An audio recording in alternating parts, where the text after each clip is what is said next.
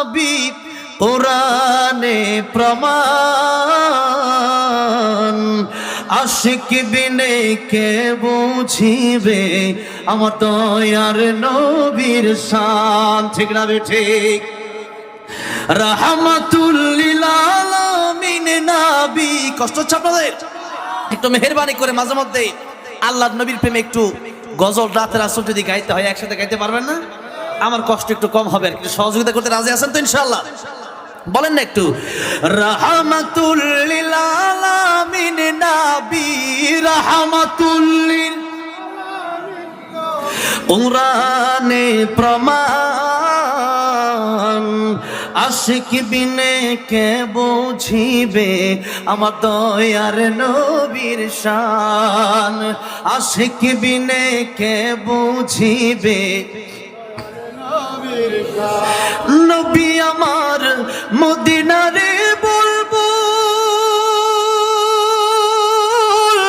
আমার আল্লাহ ভালোবেসে নামটি দিলেন মুহাম্মদ রাসূল আল্লাহু আকবার ওই নবীকে ভুল বুঝিলে থাকবে না ঈমান আশিক বিনে কে বুঝিবে আমার দয়ার নবীর শান রাহমাতুল লিল আলামিন নবী রাহমাতুল লিল কোরআনে প্রমাণ আশিক বিনে কে বুঝিবে আমার দয়ার নবীর শান উম্মত বিনে কে বুঝিবে আমার দয়ার নবীর শান জুড়ে বলেন মারহাবা আমার ভাইরা আমার মুরব্বি হুজুর হুসাইন ডেকে বলল ইয়া রাসূলুল্লাহ ইয়া হাবিবাল্লাহ তোমার নানা খাজা আব্দুল ওয়াহাবকে কয়জনে চিনে কয়জন তার নাম জানে আর আমার নবী রহমাতুল লিল আলামিন আমার নানা যার জন্য তোমার পৃথিবী পাগল যার জন্য আমার আল্লাহ নিজে পাগল তিনি রহমাতুল লিল আলামিন ও নানা বলো তো তোমার নানার দাম বেশি না আমি হুসাইনের নানার দাম বেশি আমার নবী ডাক দেয় কই হুসাইন রে তোর নানার দামই বেশি চিৎকার মেরে পড়েন সুবহানাল্লাহ ইমাম হুসাইন ডেকে বলল ইয়া রাসূলুল্লাহ ইয়া হাবিবাল্লাহ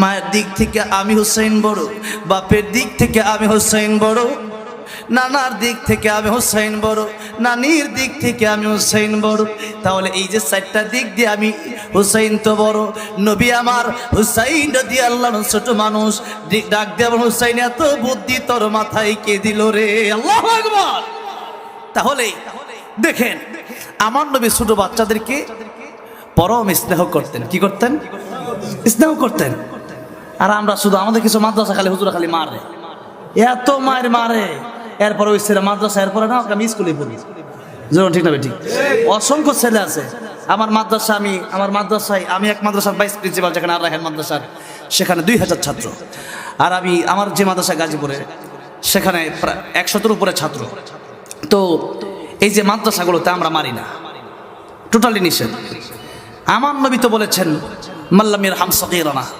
ছোটদেরকে স্নেহ করো বড়দেরকে শ্রদ্ধা করো এটা যদি আমি না শিখি আমার আমার আমার যে ছাত্র হবে আমি যদি তার জনমের মতো গরুর মতো পিটাই ও শিখবেটা কি আমিও কি স্নেহ করলাম না ও কি আমাকে শ্রদ্ধা করা শিখবে হ্যাঁ এটা লিমিট থাকা দরকার আমার দেশে এমন মারামারি কিছু হুজুর আছে জনমের রাগ দেখাইতে পারে না বাড়ি থেকে ওই সব রাগ এসে ছাত্রের সাথে দেখায় এগুলোর পক্ষে আমি না এগুলো নিয়ে আমি জানি কারো গায়ে চুলকানি থাকতে পারে এগুলো মিডিয়াতে ছাড়বে তো আমি তো ওয়াজ আর 50,000 লোকের সামনে করি না আমি ওয়াজ করে আমি জানি এদেশের 20 কোটি মানুষ আমার ওয়াজ শুনতে পারে তবে কার কি হবে না হবে আমি জানি না যেটা সত্য এটাই আমি বলবো মাল্লাম ইয়ারহাম সাগীরানা হাদিস আছে না যে আমার উম্মত সে আমার উম্মত হবে না যে ছোটকে স্নেহ করবে না আমি ওই যে টার্গেট লাইট মারছিল ছেলেটা আমি তার জন্য এতক্ষণ ওয়াজ করলাম ও কই আসে না এখানে আসো হাত ধরতো টার্গেট লাইট মারছিল ও গেছে এই ডরে ওর লাগে এত ওয়াজ করলাম ওই ছোট ছেলের কথা বলতে গিয়ে বুঝেছিলাম যে আমাদের ভিতরে ছোট মানুষ থাকে কাদা মাটির মতো কিসের মতো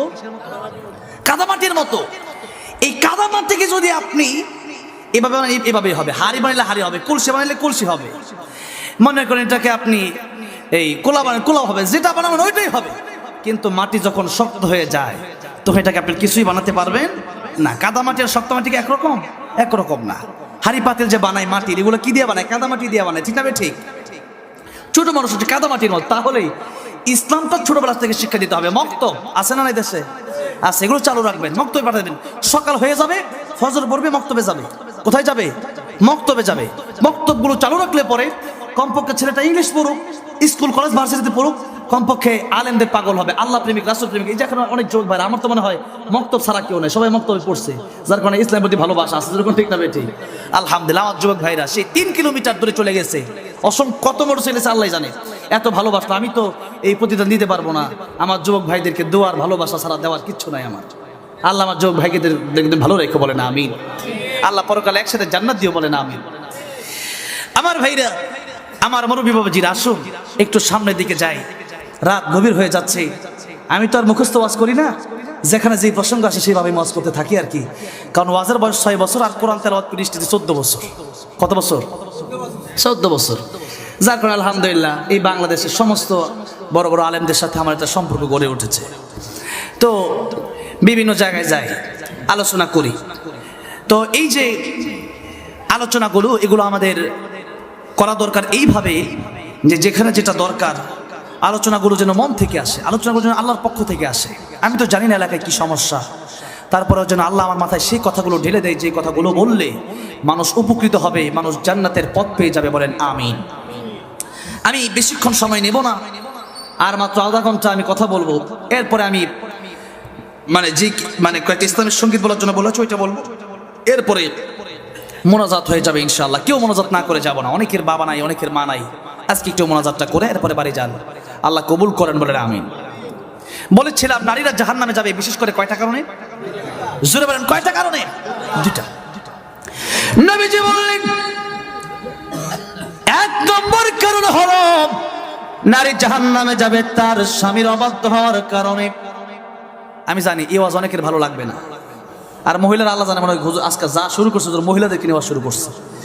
আমাদের দেশে এই নারীরা যদি পর্দা থাকতো, পর্দায় যদি নারীরা থাকতো, নামাজ, রোজা, পর্দা, এই স্বামীর খেদমত, এই কাজ যদি করে একটা নারী, যেই দরজা দিয়ে ইচ্ছা সেই দরজা দিয়ে সে জান্নাতে যেতে পারবে। নবীজি বলেছেন, সুবহানাল্লাহ বলেন। এই কাজগুলো করে না সহজ, কিন্তু সেই পর্দা আজকে করে না। একটা কলার চোখলা আছে না নাই? কলা যদি চোখলা ছিঁড়ে বিক্রি করে কেউ নেবে? একটা 1 টাকা দামের চকলেটের প্যাকেট আছে না নাই? ও নারী, একটা 1 টাকা দামের চকলেটের প্যাকেট থাকতে পারে, তোমাকে আল্লাহ নবী সম্মান দিয়েছেন। নবী বলেছেন, দুনিয়াতে সব সম্পদ, সবচেয়ে উত্তম সম্পদ হলো নারী, আর তোমার যদি বোরকা না থাকে তোমার সম্মান থাকবে না। তুমি কি এটা বোঝো না যে একটা চকলেটের দাম আছে, তার প্যাকেট থাকে, একটা চকলেট 1 টাকা দাম, আর তুমি নারী হয়ে তোমার পর্দা নাই কেন? পর্দা যদি না থাকে তাহলে সেই নারী নষ্ট হয়ে যায়। আমার ভাইরা, লম্বা চড়ে এগুলো আলোচনার দিকে আমি যাব না। আমি যতই আলোচনা করতে যাই ততই আমার বাড়ে আলোচনা। আজকে মন চাচ্ছে একটু বেশি সময় দিই। আমি তো ইচ্ছা করে শেষ করে দিতে পারি। সেই ঢাকা থেকে গতকালকের মাহফিল ছিল ময়মনসিংহ। কোথায় ছিল? ময়মনসিংহ বিভাগ, আর এটা হলো খুলনা, এটা আরেক বিভাগ। এটা কোন বিভাগ?